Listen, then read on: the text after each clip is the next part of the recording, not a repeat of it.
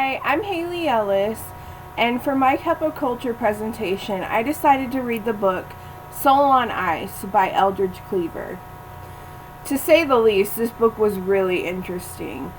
There was a lot of things that stood out to me in this book that actually seemed to be really comparable to some of the issues that we see today, dealing with racism and sexism, and also discrimination against homosexuals.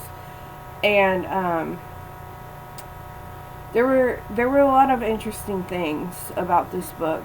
Some of the things that I can't really say I liked, but that I admired about Eldridge Cleaver was his honesty, and it was brutal at some points, but he wasn't afraid to show his true opinion and his and the way that he felt he was being treated, as well as other people were treated in the society back then. And it was sad that he had to experience things like this. For instance, one of the things that sticks out most in my mind that I felt was really relatable to today was when Muhammad Ali won his first fight against a white man, and you would think that he would be embraced for winning this fight as a white man would be, but he wasn't, because of his color, and for no other reason but his color, which I thought was really sad. But I also felt like it was very relatable to things that happen today, where people aren't necessarily embraced as much because of their color, or because of their religion, or their sex, or their sexual orientation. Honestly, I have a lot more things on my dislike list about this book, such as the way he talks about women, and the way he talks about black people and white people.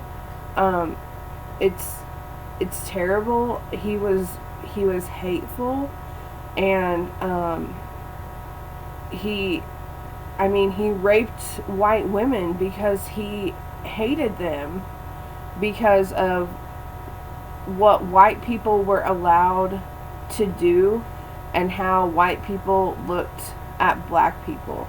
And we hear a lot about the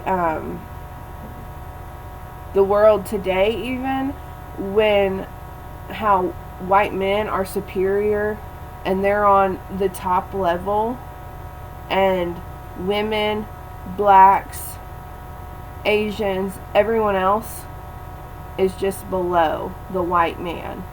And he talks a lot about that in this book, which is really interesting. It's kind of hard to get a grasp on, because a lot of people don't necessarily feel that way today, even though it kind of is still the same. So some of the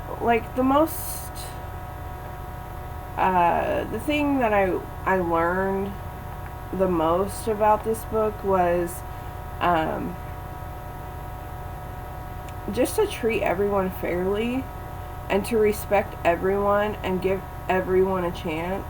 It really doesn't matter what your race is. It really doesn't matter if you're male or female, or if you're gay or straight.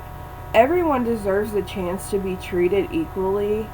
And we see in the book that it was a very unfair society back then, and if anything's going to change, that's where we need to start changing it. Thank you.